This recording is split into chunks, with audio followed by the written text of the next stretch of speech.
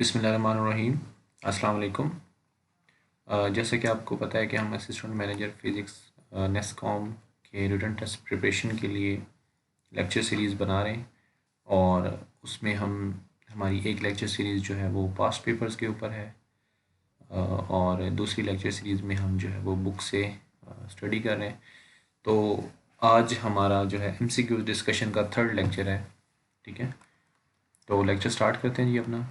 21 MCQs हमने already कर लिए थे। तो यहाँ से हम देखते हैं which one is the weakest type of bonding in solids, यानी सॉलिड्स में सबसे वीक बॉन्डिंग कौन सी होती है। तो हमें पता है कि सबसे वीक बॉन्डिंग जो है वो हमारे पास वैंडर वाल्स जो है ना बॉन्डिंग होती है। तो इसका ऑप्शन यहाँ पे हमारे पास डी आएगा। ठीक है, उसके बाद हमारे पास है जी with the rise in temperature the specific resistance of a semiconductor increase करती है, अनचेंज रहती है, डिक्रीज़ करती है, या फिर क्या होता है। तो आपको पता है कि सेमी कंडक्टर्स की प्रॉपर्टी ये है कि जब हम टेम्परेचर को बढ़ाते हैं तो उनकी रेजिस्टेंस कम हो जाती है। ठीक है, रेजिस्टेंस कम क्यों होती है? क्योंकि ज़्यादा इलेक्ट्रॉन होल पेयर्स जो है ना वो जनरेट होते हैं और ज़्यादा कंडक्टिविटी होती है। तो जब कंडक्टिविटी ज़्यादा होगी तो इट्स मीन रेजिस्टेंस जो है वो कम हो जाएगी। तो यहाँ पे इसका हमारे पास ऑप्शन सी आएगा। ठीक है, उसके बाद हमारे पास क्वेश्चन है जी a piece of copper and germanium are cooled from room temperature to 80 kelvin. ठीक है, तो दो पीस है हमारे पास कॉपर और जर्मेनियम के और उनको हम कूल कर रहे हैं। तो रेजिस्टेंस जो है वो आपके पास बढ़ेगी, कम होगी, या क्या होगा। ठीक है, ये हमने बताना है। तो यहाँ पे आप देखें कि जो है वो कॉपर की रेजिस्टेंस जो है वो डिक्रीज़ होगी क्योंकि कॉपर जो है वो मेटल है। ठीक है, तो मेटल की रेजिस्टेंस जो होती है वो टेम्परेचर कम करने से डिक्रीज़ होती है। ठीक है, और जर्मेनियम जो है ये सेमीकंडक्टर है तो इसकी रेजिस्टेंस इंक्रीज़ होगी क्योंकि जब आप कूल करेंगे तो इलेक्ट्रॉन होल जनरेशन जो है वो कम हो जाएगी। ठीक है, उसके बाद हमारे पास क्वेश्चन है जी the binding forces in metallic crystal are electrostatic forces, van der Waals forces, magnetic forces या कोवलेंट फोर्सेस। तो हमने यहाँ पे एलिमिनेट करना है। कोवलेंट बॉन्ड्स तो मेटल्स में नहीं होते। ठीक है, मैग्नेटिक फोर्सेस भी नहीं होती, वैन डर वाल फोर्सेस भी नहीं होती। तो basically electrostatic forces of attraction जो है ये मेटल्स के अंदर पाई जाती हैं।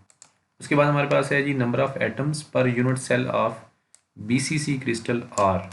बीसीसी क्रिस्टल में एक यूनिट सेल में कितने एटम्स होते हैं ये हमने बताना है। तो अब देखें यहाँ पे अगर हम बीसीसी की बात करते हैं तो उसमें बेसिकली ये होता है बॉडी सेंटर क्यूबिक में आपके पास हर कॉर्नर के ऊपर एक एटम होता है और एक एटम जो है वो बिल्कुल सेंटर में होता है। ठीक है, लेकिन ये एटम जो है ये इसका 1/8 पोर्शन जो होता है ना वो इस यूनिट सेल के साथ शेयर्ड होता है, बाकी इसके बाकी यूनिट सेल के साथ शेयर्ड होते हैं।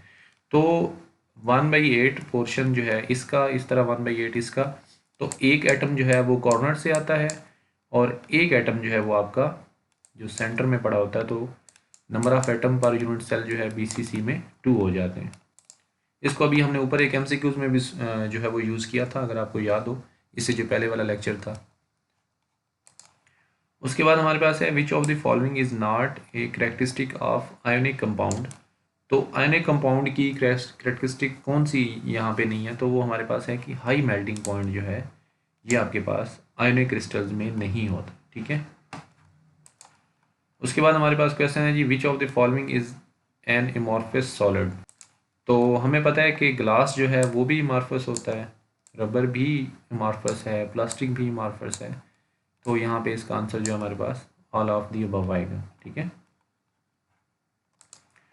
उसके बाद हमारे पास coordination number of a crystal is the number of closest neighbouring atoms of an atom, atom per unit cell, atom per unit volume, none of the above.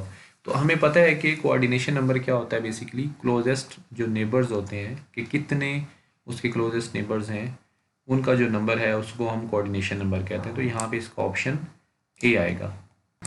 उसके बाद हमारे पास है जी मॉलिक्यूलर क्रिस्टल्स में फोर्सेस जो हैं बिटवीन मॉलिक्यूल्स कौन सी होती हैं। तो हमें पता है कि मॉलिक्यूलर क्रिस्टल्स में मॉलिक्यूल्स में बेसिकली पोल्स बनते हैं। ठीक है, तो जब दो मॉलिक्यूल्स आपस में जो है वो करीब आते हैं तो उनके अंदर पोलराइजेशन होती है, तो उनके अंदर पोल्स बनते हैं और उन पोल्स की वजह से अपोजिट पोल्स के दरमियान अट्रैक्टिव फोर्सेस जो है ना वो एक्ट करती हैं और उनको हम वेंडर वाल फोर्सेस कहते हैं। तो हमारे पास जो मालिक्यूलर क्रिस्टल जो हैं वो फोर्सेस बिटवीन मालिक्यूल्स किस वजह से होंगी?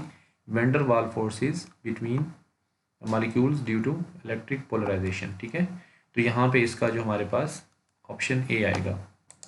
उसके बाद हमारे पास है जी which of the following are not true for a crystalline substance.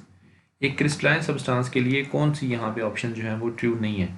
Short range order, ये भी ट्रू नहीं है क्योंकि क्रिस्टलाइन में हमारे पास लॉन्ग रेंज ऑर्डर होता है। आइसोट्रोपिक इलेक्ट्रिकल कंडक्टिविटी, ये भी क्रिस्टलाइन की प्रॉपर्टी नहीं है। इसको हम पहले भी एक दफ़ा डिस्कस कर चुके हैं, ये एमसीक्यूज एक दफ़ा पहले भी आ चुका है और हमने उसमें देखा है कि जो क्रिस्टलाइन सॉलिड्स होते हैं, क्रिस्टलाइन सब्सटेंस होते हैं, उनमें जो प्रॉपर्टीज़ होती हैं वो उनकी आइसोट्रोपिक नहीं होती। ठीक है, इलेक्ट्रिकल कंडक्टिविटी है या थर्मल है या कोई भी है तो वो आइसोट्रोपिक नहीं होगी। तो यहाँ पे इसका आंसर जो हमारे पास ए एंड बी आएगा, क्योंकि फ्लैट सर्फेसिस तो होती हैं और शार्प मेल्टिंग पॉइंट्स भी होते हैं, लेकिन आइसोट्रोपिक कंडक्टिविटी नहीं होती और शॉर्ट रेंज ऑर्डर भी नहीं होता। ठीक है, तो यहाँ पे हम अपने लेक्चर को एंड करते हैं। इंशाल्लाह यहाँ से नेक्स्ट जो है वो लेक्चर इसी एमसीक्यू से ही हम स्टार्ट करेंगे। तो आप लोगों का फीडबैक मिलता रहता है, काफ़ी अच्छा फीडबैक है और कुछ लोग जो है वो बात कर रहे थे कि हम शेड्यूल्ड लेक्चर हमारे अपलोड होने चाहिए, तो उनके लिए मैं ये कहूँगा कि हम शेड्यूल ही अपलोड कर रहे हैं। डेली एक लेक्चर जो है वो एमसीक्यूज़ के ऊपर वो मैं अराउंड 6 और 7 PM जो है वो अपलोड किया करूँगा। और अगर आगे टाइम जो है मैनेज होता है तो हम 2 लेक्चर जो हैं वो डेली के अपलोड किया करेंगे। तो यहाँ पे लेक्चर कमेंट करता हूँ जी। खुदा हाफिज़।